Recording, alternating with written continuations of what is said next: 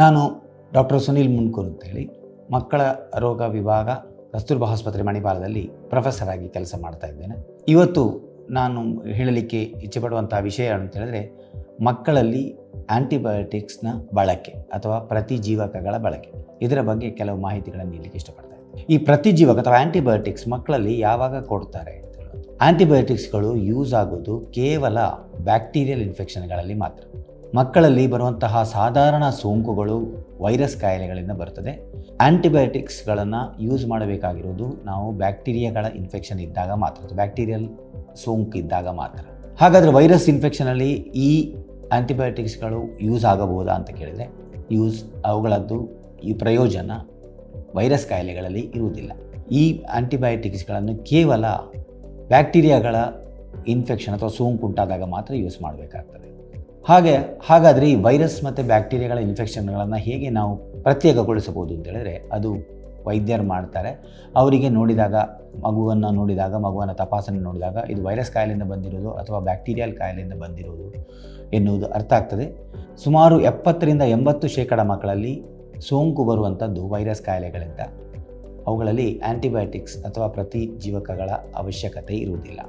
ಅದು ಕೆಮ್ಮು ಶೀತದಿಂದಾಗಿರ್ಬೋದು ಅಥವಾ ಲೂಸ್ ಮೋಷನ್ ಆಗಿರ್ಬೋದು, ಭೇದಿ ಆಗಿರ್ಬೋದು. ಈ ಎಲ್ಲ ಸಂದರ್ಭಗಳಲ್ಲಿ ಆ್ಯಂಟಿಬಯೋಟಿಕ್ಸ್ಗಳನ್ನು ಅನಗತ್ಯವಾಗಿ ಯೂಸ್ ಮಾಡೋದು ಅತ್ಯಂತ ಡೇಂಜರಸ್ ಅಂತ ಹೇಳಲಿಕ್ಕೆ ಇಷ್ಟಪಡ್ತಾ ಇದ್ದೇನೆ. ಯಾಕೆ ಅಂತೇಳಿದರೆ ಅಗತ್ಯ ಇಲ್ಲದೆ ಆ್ಯಂಟಿಬಯೋಟಿಕ್ಗಳನ್ನು ಯೂಸ್ ಮಾಡಿದರೆ ಈ ಆ್ಯಂಟಿಬಯೋಟಿಕ್ಗಳಿಗೆ ಬ್ಯಾಕ್ಟೀರಿಯಾಗಳು ರೆಸಿಸ್ಟೆನ್ಸನ್ನು ಡೆವಲಪ್ ಮಾಡ್ತದೆ, ಅಂದರೆ ಪ್ರತಿರೋಧವನ್ನು ಅವರು ಡೆವಲಪ್ ಮಾಡ್ಕೊಳ್ತವೆ. ಮುಂದಿನ ಸಂದರ್ಭದಲ್ಲಿ ಬ್ಯಾಕ್ಟೀರಿಯಲ್ ಇನ್ಫೆಕ್ಷನ್ ಇದ್ದಾಗ ಈ ಆ್ಯಂಟಿಬಯೋಟಿಕ್ಸ್ಗಳು ಯಾವುದೇ ಕೆಲಸವನ್ನು ಮಾಡಲಿಕ್ಕೆ ಆಗೋದಿಲ್ಲ, ಅವುಗಳು ಪರಿಣಾಮಕಾರಿಯಾಗಿ ಕೆಲಸ ಮಾಡುವುದಿಲ್ಲ.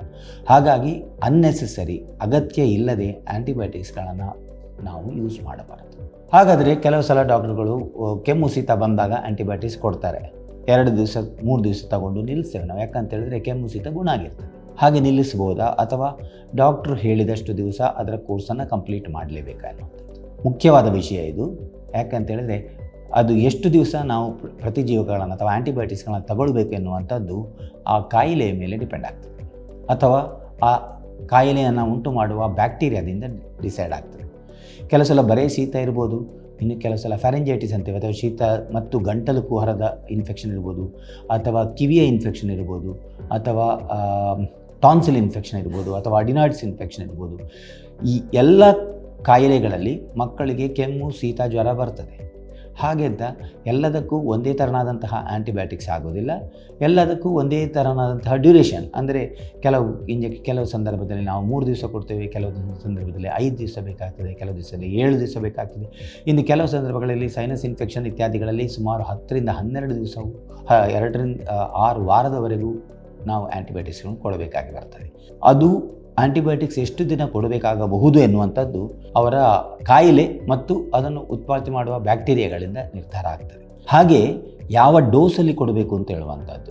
ಕೆಲವು ಸಂದರ್ಭದಲ್ಲಿ ನಾವು ಕೇವಲ ಮಕ್ಕಳಲ್ಲಿ ಡೋಸನ್ನು ನಿರ್ಧಾರ ಮಾಡುವಂಥದ್ದು ಮಕ್ಕಳ ತೂಕದ ಮೇಲೆ ನಾವು ಡೋಸನ್ನು ನಿರ್ಧಾರ ಮಾಡಿ ಈ ಆ್ಯಂಟಿಬಯೋಟಿಕ್ಸನ್ನು ಕೊಡ್ತೇವೆ. ಹಾಗೆ ಕೊಡುವಾಗ ಅದು ಯಾವ ಇನ್ಫೆಕ್ಷನ್ ಇದೆ, ಎಷ್ಟು ಸೀರಿಯಸ್ ಇನ್ಫೆಕ್ಷನ್ ಇದೆ, ಎಷ್ಟು ಕೆಟ್ಟದಾದಂತಹ ಇನ್ಫೆಕ್ಷನ್ ಇದೆ ಅಂತ ನೋಡಿಕೊಂಡು ಅದರ ಮೇಲೆ ನಾವು ಡೋಸನ್ನು ನಿರ್ಧಾರ ಮಾಡಿ ಕೊಡ್ತೇವೆ. ಹಾಗೆ ಡೋಸನ್ನು ನಿರ್ಧಾರ ಮಾಡಿ ಕೊಡೋದ್ರಿಂದ ಕಂಪ್ಲೀಟಾಗಿ ಆ ಬ್ಯಾಕ್ಟೀರಿಯಾವನ್ನು ನಿರ್ನಾಮ ಮಾಡಲಿಕ್ಕೆ ಸಾಧ್ಯ ಆಗ್ತದೆ. ಕಳೆದ ಸಲ ನಮಗೆ ಇದೇ ಆ್ಯಂಟಿಬಯೋಟಿಕ್ಸ್ ಕೊಟ್ಟಿದ್ರು ಶೀತ ಕೆಮ್ಮಾಗಿದ್ದಾಗ, ಹಾಗಾಗಿ ನಾವು ಈ ಸಲನೂ ಅದನ್ನೇ ಯೂಸ್ ಮಾಡ್ತೀವಿ, ಡಾಕ್ಟರ್ ಹತ್ರ ಕೇಳದೆ ಅಂತ ಹೇಳುವಂಥದ್ದು ತಪ್ಪು. ನಾನು ಆಗಲೇ ಹೇಳಿದಾಗೆ ಆ ಡೋಸು ಮತ್ತು ಡ್ಯೂರೇಷನ್, ಅಂದರೆ ಯಾವ ಪ್ರಮಾಣದಲ್ಲಿ ಈ ಮದ್ದನ್ನು ಕೊಡಬೇಕು ಮತ್ತು ಎಷ್ಟು ದಿವಸ ಕೊಡಬೇಕು ಹೇಳುವಂಥದ್ದು ಆ ಬ್ಯಾಕ್ಟೀರಿಯಾ ಮತ್ತು ಇನ್ಫೆಕ್ಷನ್ನ ತೀವ್ರತೆಯ ಪ್ರಮಾಣದ ಮೇಲೆ ಅದನ್ನು ನಿರ್ಧಾರ ಮಾಡಬೇಕಾಗ್ತದೆ. ಸೊ ಹಾಗಾಗಿ ಅದನ್ನು ನೋಡಿಕೊಂಡು ನಾವು ಮುಂದುವರಿಸಬೇಕಾಗ್ತದೆ. ಆ್ಯಂಟಿಬಯೋಟಿಕ್ಸ್ ಕೊಡುವಾಗ ಕೆಲವು ಸಲ ಲೂಸ್ ಮೋಷನ್ ಆಗ್ತದೆ. ಲೂಸ್ ಮೋಷನ್ ಆಯಿತು ಅಥವಾ ಭೇದಿ ಆಯಿತು ಅಂತೇಳಿ ಆ್ಯಂಟಿಬಯೋಟಿಕ್ಸ್ ನಿಲ್ಲಿಸುವುದನ್ನು ನಾವು ನೋಡ್ತೀವಿ. ಇದು ತಪ್ಪು. ಆ್ಯಂಟಿಬಯೋಟಿಕ್ಸ್ ಕೊಡುವಾಗ ಕೆಲವು ನಮಗೆ ಬೇಕಾದ ಅಗತ್ಯ ಇರುವಂತಹ ಬ್ಯಾಕ್ಟೀರಿಯಾಗಳು ಕರುಳಲ್ಲಿ ನಾಶವಾಗ್ತದೆ. ಅವುಗಳು ಮತ್ತು 1-2-3 ದಿವಸದಲ್ಲಿ ಮತ್ತೆ ರೀಜನರೇಟ್ ಆಗ್ತದೆ.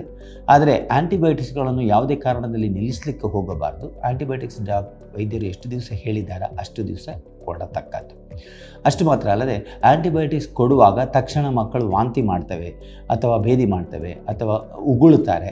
ಈ ಥರ ಎಲ್ಲ ಆದಾಗ ಏನು ಮಾಡಬೇಕು ಅಂತ ಸಾಮಾನ್ಯವಾಗಿ ಹೆಚ್ಚಿನ ತಂದೆ ತಾಯಿಯಂದಿರು ಕೇಳುವಂಥ ಪ್ರಶ್ನೆ. ಆ್ಯಂಟಿಬಯೋಟಿಕ್ಸ್ಗಳು ಕೊಟ್ಟ ನಂತರ ಆಂಟಿಬಯೋಟಿಕ್ಸ್ ಮಾತ್ರವಲ್ಲ, ಯಾವುದೇ ಮದ್ದಾಗಲಿ ಕೊಟ್ಟ ಅರ್ಧ ಗಂಟೆ ಮುಕ್ಕಾಲು ಗಂಟೆಯ ಒಳಗೆ ಮಕ್ಕಳು ವಾಂತಿ ಮಾಡಿದರೆ ಡೋಸನ್ನು ರಿಪೀಟ್ ಮಾಡಬೇಕಾಗ್ತದೆ. ಯಾಕಂದರೆ ಆ ಕೊಟ್ಟಂತಹ ಮದ್ದು ಇನ್ನೂ ದೇಹದ ಒಳಗೆ ಸೇರಿರುವುದಿಲ್ಲ, ಜಠರದಿಂದಲೇ ಅದು ಹೊರಗೆ ಬಂದಿರುತ್ತೆ. ಹಾಗಾಗಿ ಮತ್ತೆ ಪುನಃ ಆ ಡೋಸನ್ನು ರಿಪೀಟ್ ಮಾಡಬೇಕಾಗ್ತದೆ. ಕೆಲವು ಆ್ಯಂಟಿಬಯೋಟಿಕ್ಸ್ಗಳು 6 ಗಂಟೆಗೊಂದ್ಸಲ ಕೊಡಬೇಕು, ಕೆಲವು ಆ್ಯಂಟಿಬಯೋಟಿಕ್ಸ್ಗಳು 12 ಗಂಟೆಗೊಂದ್ಸಲ ಕೊಡಬೇಕು, ಕೆಲವು ಆ್ಯಂಟಿಬಯೋಟಿಕ್ಸ್ಗಳು ದಿವಸಕ್ಕೆ ಒಂದೇ ಸಲ ಕೊಡುವಂಥದ್ದು, ಕೆಲವು ಆ್ಯಂಟಿಬಯೋಟಿಕ್ಸ್ಗಳು 6 ಗಂಟೆಗೊಂದ್ಸಲ ಕೊಡಬೇಕು. ಇದು ಯಾವ ಥರ ಎಷ್ಟು ಹೊತ್ತಿಗೊಂದ್ಸಲ ಕೊಡಬೇಕು ಎನ್ನುವಂಥದ್ದನ್ನು ಡಾಕ್ಟರ್ ಹತ್ರ ಕೇಳಿ ನೀವು ಅದನ್ನು ಕೊಡಬೇಕಾಗ್ತದೆ. ವೈದ್ಯರು ಹೇಳಿದ ಹಾಗೆ ಆ್ಯಂಟಿಬಯೋಟಿಕ್ಸ್ನ ಕೊಡಬೇಕು. ಕೆಲವು ಸಲ ಓವರ್ ದ ಕೌಂಟರ್ ನಾವು ಆ್ಯಂಟಿಬಯೋಟಿಕ್ಸ್ ತಗೊಳ್ಳೋದನ್ನು ನೋಡ್ತೇವೆ. ಕೆಲವು ತಾಯಂದಿರು ಮಕ್ಕಳಿಗೆ ಶೀತ ಕೆಮ್ಮುಂಟು, ಮಕ್ಕಳಿಗೆ ಬೇದಿ ಉಂಟು ಅಂತ ಹೇಳ್ಕೊಂಡು ಮೆಡಿಕಲ್ ಶಾಪಲ್ಲಿ ಹೋಗಿ ವೈದ್ಯರ ಸಲಹೆ ಇಲ್ಲದೆ ಆ್ಯಂಟಿಬಯೋಟಿಕ್ಸ್ಗಳನ್ನು ಯೂಸ್ ಮಾಡುವಂಥದ್ದನ್ನು ನೋಡ್ಕೊಳ್ತೀವಿ. ಇದನ್ನು ನಾವು ಆ್ಯಂಟಿಬಯೋಟಿಕ್ ಯೂಸ್ ಅಂತ ಹೇಳೋದಿಲ್ಲ, ಮಿಸ್ಯೂಸ್ ಅಂತ ಹೇಳ್ತೀವಿ. ಯಾಕಂದರೆ ಹೆಚ್ಚಿನ ಸಂದರ್ಭದಲ್ಲಿ 70 to 80% of the childhood illness, ಮಕ್ಕಳಲ್ಲಿ ಬರುವಂತಹ ಕಾಯಿಲೆಗಳಿಗೆ, ಸೋಂಕಿನ ಕಾಯಿಲೆಗಳಿಗೆ ಆ್ಯಂಟಿಬಯೋಟಿಕ್ಸ್ ಕೊಡುವಂತಹ ಅವಶ್ಯಕತೆ ಇರುವುದಿಲ್ಲ. ಆದರೆ ಅನಗತ್ಯವಾಗಿ ಆ್ಯಂಟಿಬಯೋಟಿಕ್ಸ್ ಕೊಡೋದ್ರಿಂದ ಈ ಬ್ಯಾಕ್ಟೀರಿಯಾಗಳಲ್ಲಿ ಆ್ಯಂಟಿಬಯೋಟಿಕ್ಸ್ ರೆಸಿಸ್ಟೆನ್ಸ್ ಜಾಸ್ತಿ ಆಗ್ತದೆ. ಹಾಗಾಗಿ ಅಗತ್ಯ ಇಲ್ಲದೆ ಆ್ಯಂಟಿಬಯೋಟಿಕ್ಗಳನ್ನು ಕೊಡಬೇಕಾಗಿಲ್ಲ. ಅಷ್ಟೇ ಅಲ್ಲದೆ ಓವರ್ ದ ಕೌಂಟರ್ ಅಂದರೆ ಮೆಡಿಕಲ್ ಶಾಪಲ್ಲಿ ಹೋಗಿ ಆ್ಯಂಟಿಬಯೋಟಿಕ್ಸ್ಗಳನ್ನು ತೊಗೊಂಡು ಮಕ್ಕಳಿಗೆ ಯೂಸ್ ಮಾಡುವಂಥದ್ದು ಮಕ್ಕಳ ಮೇಲೆ ದುಷ್ಪರಿಣಾಮವನ್ನು ಉಂಟು ಮಾಡ್ತದೆ. ಮಾತ್ರವಲ್ಲದೆ ನಮ್ಮ ಕಮ್ಯುನಿಟಿ ಹೆಲ್ತ್ ಅಂದರೆ ನಮ್ಮ ಸಾಮಾಜಿಕ ವ್ಯವಸ್ಥೆಯ ಮೇಲೆ ಅದು ದುಷ್ಪರಿಣಾಮವನ್ನು ಉಂಟು ಮಾಡ್ತದೆ. ರೆಸಿಸ್ಟೆಂಟ್ ಬ್ಯಾಕ್ಟೀರಿಯಾಗಳು ಜಾಸ್ತಿ ಆಗ್ತಾ ಇವೆ. ಕೆಲವು ಇನ್ಫೆಕ್ಷನ್ಗಳಿಗೆ ಈಗ ಪ್ರತಿ ಜೀವಗಳು ಆ್ಯಂಟಿಬಯೋಟಿಕ್ಗಳೇ ಇಲ್ಲ ಅಂತಾಗಿ ICU ಅಲ್ಲಿ ಪೇಷಂಟ್ಗಳು ತಮ್ಮ ಕಾಯಿಲೆಯಿಂದ ಅಲ್ಲದೆ ಆ್ಯಂಟಿಬಯೋಟಿಕ್ಸ್ ಮೆಡಿಸಿನ್ಸ್ ಇಲ್ಲದೆ ಮಾರಣಾಂತಿಕವಾದಂತಹ ರೋಗಗಳಿಗೂ ತಲುಪುವಂತಹ ಸಾಧ್ಯತೆಗಳು ಇವೆ. ಹಾಗಾಗಿ ಆ್ಯಂಟಿಬಯೋಟಿಕ್ಸನ್ನು ಆದಷ್ಟು ಮಟ್ಟಿಗೆ ಕಡಿಮೆಯಾಗಿ ಯೂಸ್ ಮಾಡಬೇಕು. ಅಗತ್ಯವಿದ್ದಲ್ಲಿ ಮಾತ್ರ ವೈದ್ಯರ ಸಲಹೆ ಮೇಲೆ ಯೂಸ್ ಮಾಡಬೇಕು.